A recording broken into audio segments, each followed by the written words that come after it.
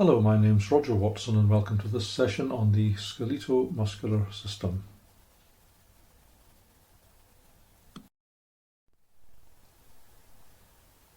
The Skeletomuscular system is comprised of the skeleton and the skeletal muscles which work together to provide posture and movement. And it's composed of bone, muscle, and it's controlled by the nervous system. Before you begin this session, you may want to look at this Bozeman Biology YouTube link on the skeletal system. First, let us take a look at bone. Bone is composed of protein and minerals, specifically calcium phosphate.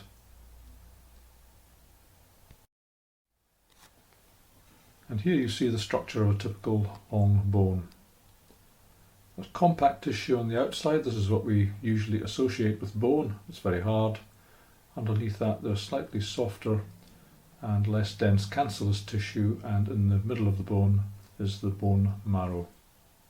The bone marrow is where blood is produced. Bear in mind that bones are very much alive. They're dynamic. They have a blood supply and they're constantly being formed and reformed.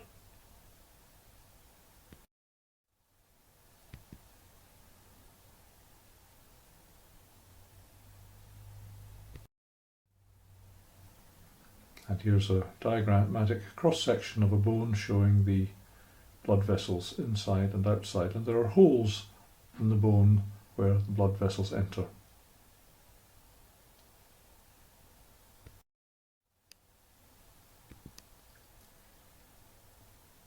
And as I say, bone marrow is the site of blood production. All of the blood cells, the red blood cells, the white blood cells and platelets are produced here.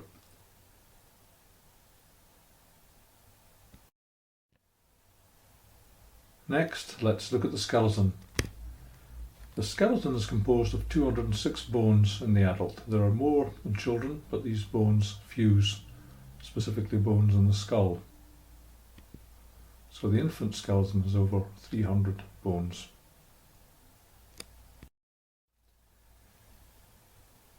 Here's a typical picture of a skeleton with all the labels in. Not absolutely every label is there. Again, don't worry too much about the labelling of specific bones. What I want to get across is the logic of the skeleton rather than memorising every specific bone.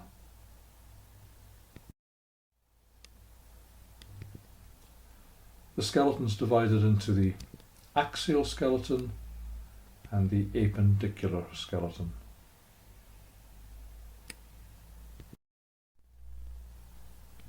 And here you can see marked in green the axial skeleton and marked in purple the appendicular skeleton. You get the impression straight away that the axial skeleton is the central part, the least mobile part, and the appendicular skeleton is the rest, which is more mobile.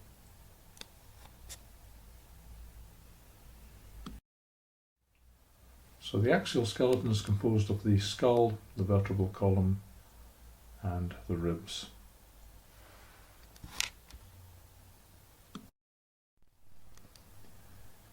So here again is the axial skeleton, and we'll look at the parts of the axial skeleton in turn. First of all, the skull.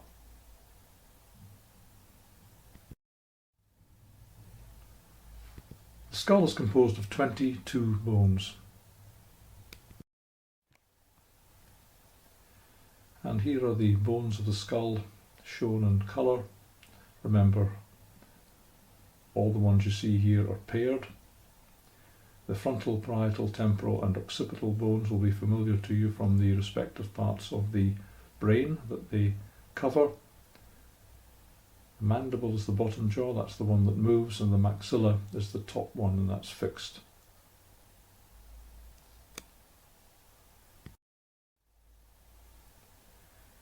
Next, the vertebral column. This is composed of 26 vertebrae, and the sacrum, which has 5 fused bones, and also the coccyx at the base with 3 to 5 fused bones. It varies.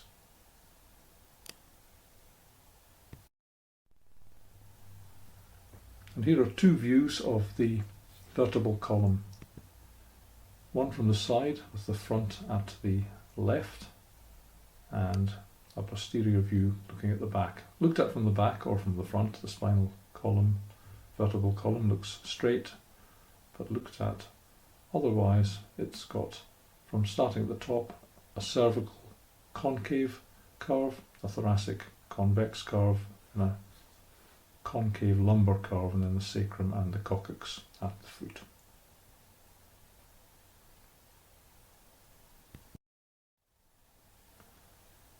And here's a section through the vertebral column. You can see here the vertebrae and the very important intervertebral discs. These are rings of cartilage which provide cushioning between the vertebrae.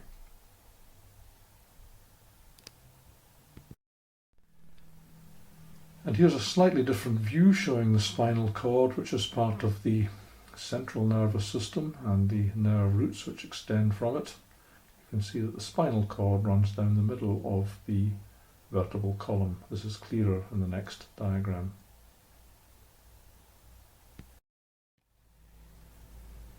And this is a single vertebrae. The body faces the front, and the bottom spine that projects down to the bottom of this diagram is what you feel if you run your finger down a spine. The hole in the middle is where the spinal cord runs, and you can see there are really 2 parts, the body and the other part, which is the articular process, and the articular process has projections from it which articulate with the vertebrae above and below.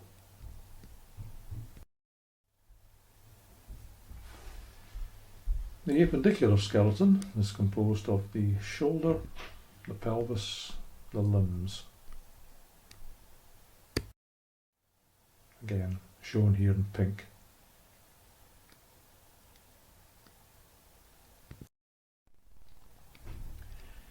A major purpose of the skeleton, in conjunction with the muscular system, which we'll come to later, is to allow movement or articulation. And as you trace the skeleton from proximal to distal, in other words from the core of the body to the periphery of the body, you find greater articulation, as the next GIF diagrams will show. I'll put them on and leave them running for a few seconds. So here we see 2 examples, one on the left, one on the right. On the left, slightly less movement than the one on the right, but in both examples you'll see that essentially the head, spinal column and the ribs, in other words the axial skeleton, doesn't really move very much. It's the arms and the legs, it's the limbs or the appendicular skeleton which actually provides the movement.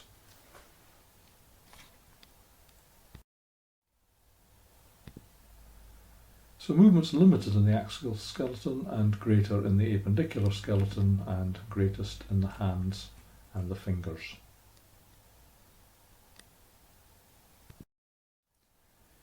Movement is enabled in the skeleton by joints, which are also known as articulations, because they allow articulation between bones. There are 3 groups of joints: the fibrous or fixed joints, the cartilaginous or slightly movable joints, and the synovial or freely movable joints.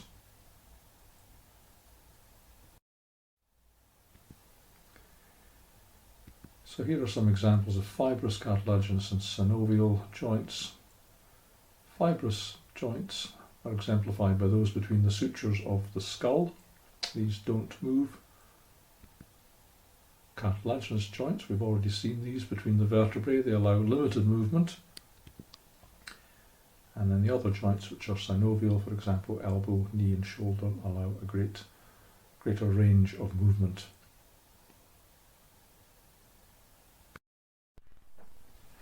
There are different kinds of synovial joints. These can be classified as hinge, pivot, condylar, ball and socket and plane joints. A good example of a hinge joint is an elbow. It allows movement in one direction or one plane only. Pivotal joint would be the radio-ulnar joint at the wrist, which allows greater articulation, greater movement. Example of a condylar joint is the knee. It's essentially like a hinge joint, but it allows slightly more rotating movement. Ball and socket joints, hip and shoulder joints, these allow the greatest degree of movement. And then the plane joints, which you find in the fingers and in the toes.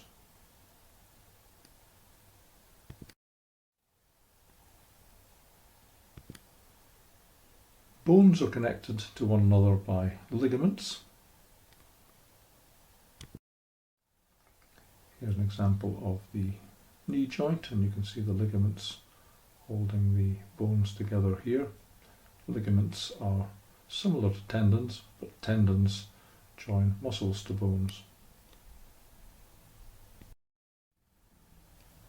And again, you can see the cruciate ligaments in the knee, very important. And these sometimes tear, they're called cruciate because they cross over. Sometimes they can tear, causing a very painful injury. These are found at the back of the knee. In fact, the classification of joints is really quite complex. There are subdivisions below these types. Here's some example: the fixed joint that we saw in the skull, the hinge joint at the elbow, and a particular kind of synovial joint at the hip, joining it to the femur is the ball and socket joint.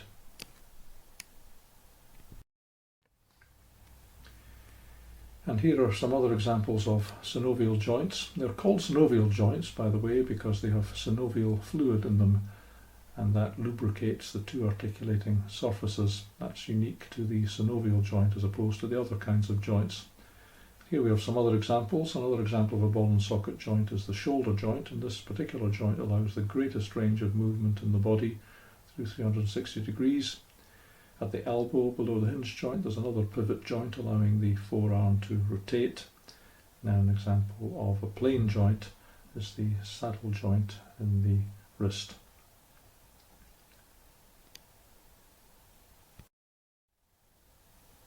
So there are different kinds of movements that joints can make. They can make gliding movements, angular movements, and circular movements.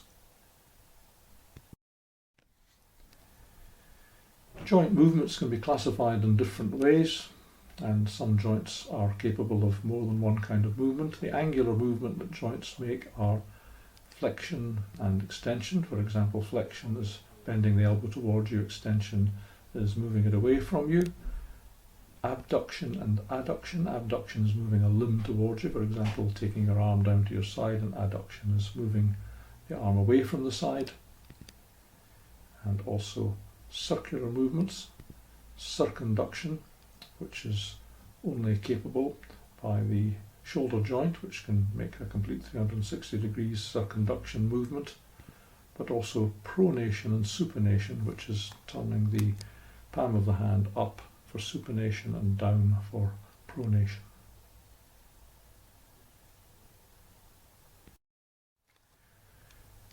Now we look at the muscular system, and you may want to take a look at the Bozeman Biology YouTube link, the muscular system, before you look at the rest of this material. Skeletomuscular system is composed of bone and skeletal muscle, and skeletal muscle is a very particular kind of muscle. We've looked at cardiac and smooth muscle, so now let's look at the particular features of skeletal muscle. It's also known as striated or striped muscle due to its appearance under the microscope.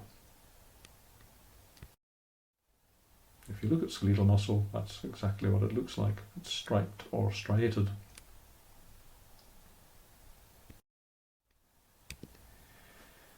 Individual muscle cells are known as muscle fibers. And that's a muscle fiber, packed full of muscular contractile protein. The striations are caused by particular structures within that cell. The muscle fiber has several nuclei running along it because it's a syncytium. It's a long cell formed of several cells, but it functions as a single long cell. And it contains myofibrils, which are fibres which contain the functional muscular proteins, actin and myosin.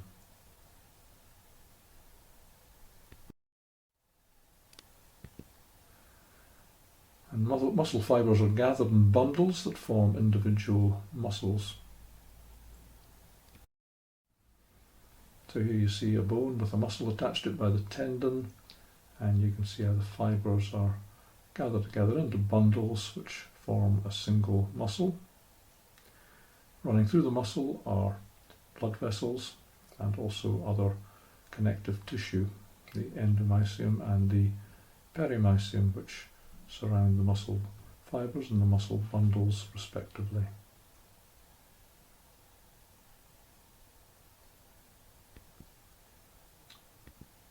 Note that the tendon connects the bone to the muscle.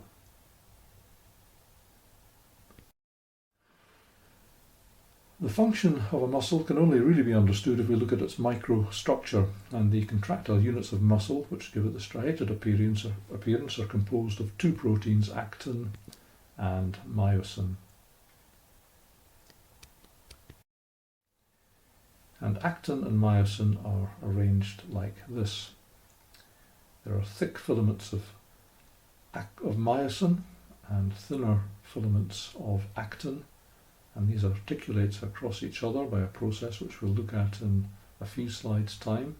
But this repeated structure of thick and thin filaments gives muscle its striated appearance.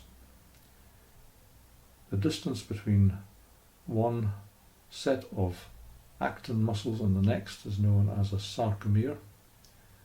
Don't worry too much about the other bandings here. Just appreciate that when you look at it under the microscope, this is what gives it the banded appearance.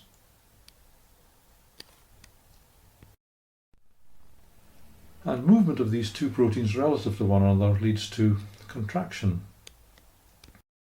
And we can see that here.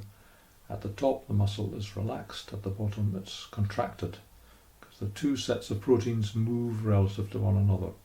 We'll look at that process, but the main thing you need to know about this process is that it requires energy in the form of ATP, or adenosine triphosphate, which is the universal energy containing substrate in the body.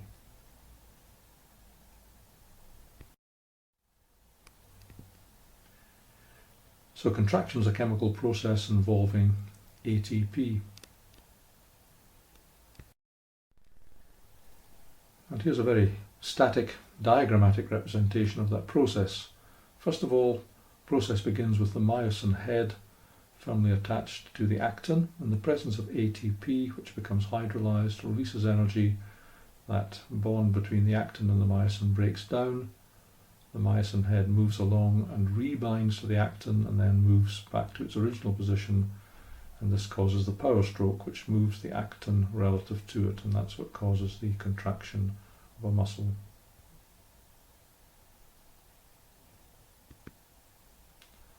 Energy is used in this process in the breakdown of ATP.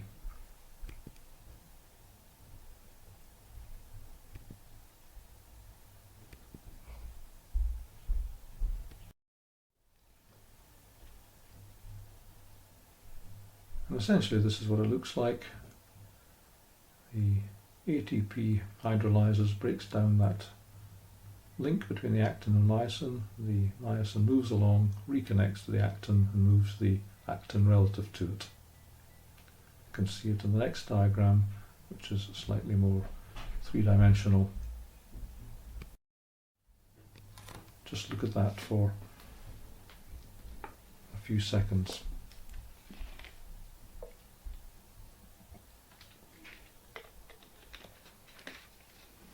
The cone-like molecule coming in is the ATP, which breaks down the link between the actin and the myosin and moves along the chain.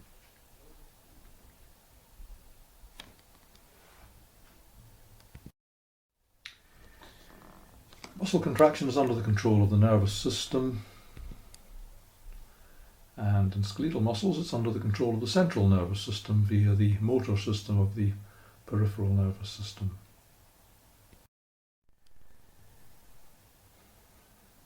So movement in the skeletal muscle system requires the central nervous system to be intact and also the peripheral nervous system. So for example, we have a sensory receptor, the eye, that can sense, for example, that we need to go faster in the car. That will tell us to step on the accelerator, or that may indeed be the brake. We may see that we're heading into danger. It may tell us to step on the brake, but we can move voluntarily in response to stimuli.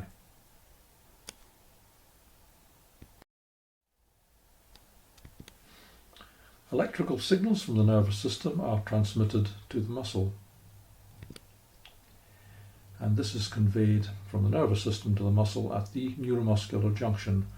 We've already met the synapses in the central nervous system. The neuromuscular junction is somewhat analogous to that, but it's a connection between, as the name suggests, the nervous system and the muscular system.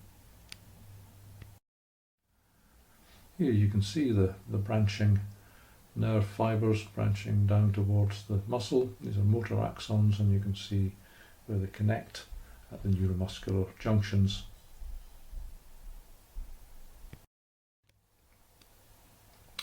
So here you can see this in slightly more detail in this diagram, and the neuromuscular junction is enlarged on the right. The bud at the end of the axon lies very close to the surface of the muscle, which is called the sarcolemma. And the analogies with the axon and the central nervous system should be clear. There are synaptic vesicles inside the bud at the end of the nerve. These contain a chemical called acetylcholine, and you can see the mitochondria there, so energy is required in this process. And what happens is when the electrical signal comes down the axon, it causes the synaptic vesicles to move to the surface of the axon and to fuse with it, release their contents of acetylcholine into the neuromuscular junction, and it's picked up on the sarcolemma and causes an electrical signal in the nerve. So an electrical signal in the nerve is transmitted to the muscle by a chemical.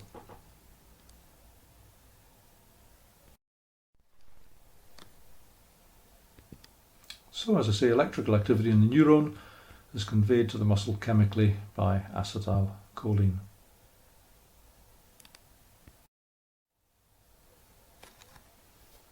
So here you can see it diagrammatically in this GIF. It's fairly simple. A nerve signal comes down the axon, and the acetylcholine is released into the neuromuscular junction and is picked up by receptors there, which causes a electrical signal to be spread down the muscle.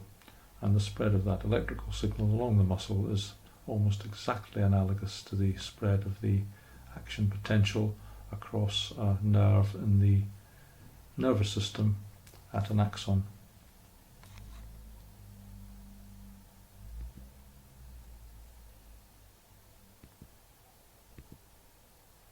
Here's the signal coming down, causing release of the acetylcholine, and then the subsequent electrical activity in the muscle.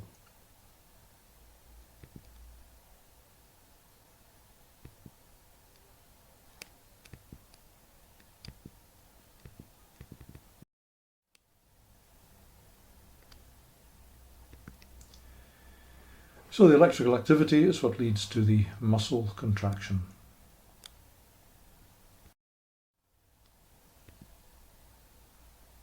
And again, we've seen this diagram before in the nervous system. It just shows you how the action potential is generated along the muscle fibre.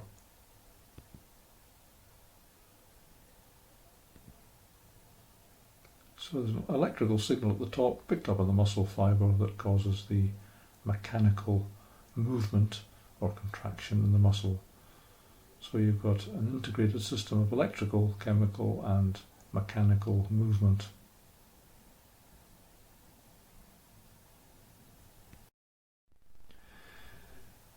Okay, let's move on to muscles and movement. The skeletal muscles are intimately associated with the bones of the skeleton. Here's a diagram with the skeleton shown on the right with the outline of the muscles, but you can see how they're wrapped around and intimately associated with the skeleton. Skeletal muscles have an origin and an insertion.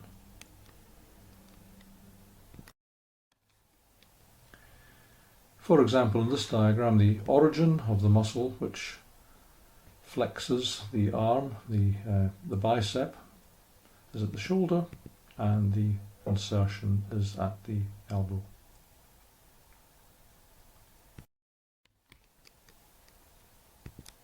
Muscles work in opposing groups to affect movement and maintain posture. For example, the biceps and the triceps.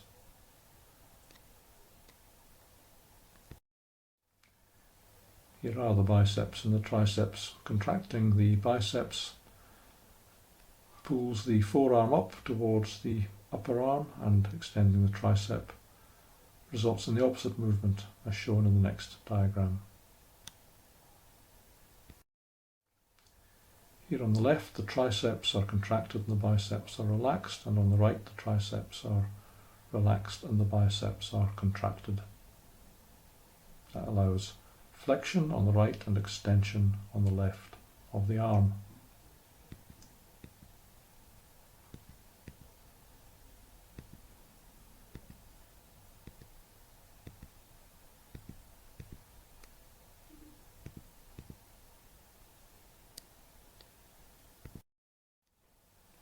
Movement is controlled by the central nervous system.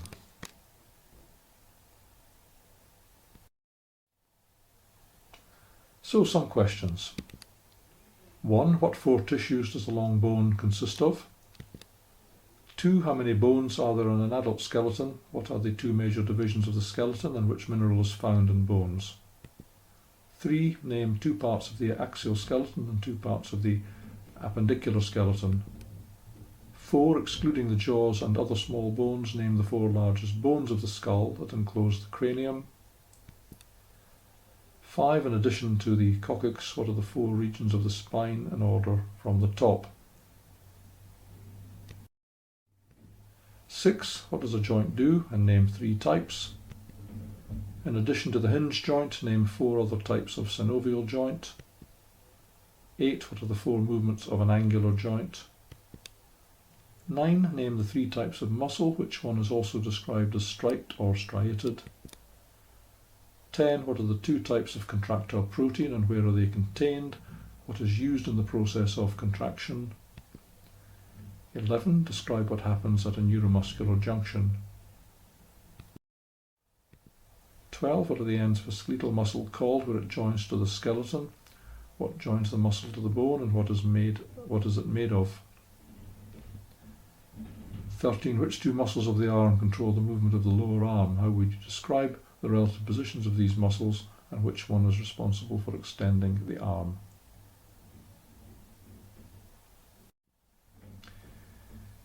Now, the answers to those questions are not all contained in the lecture. I expect you to make some effort yourself to go onto Google or look at your textbooks and find some of the answers for yourself, and other answers will be found in my blog 4 Things About, a simple approach to anatomy and physiology, specifically if you look at the entry under the Skeletomuscular system.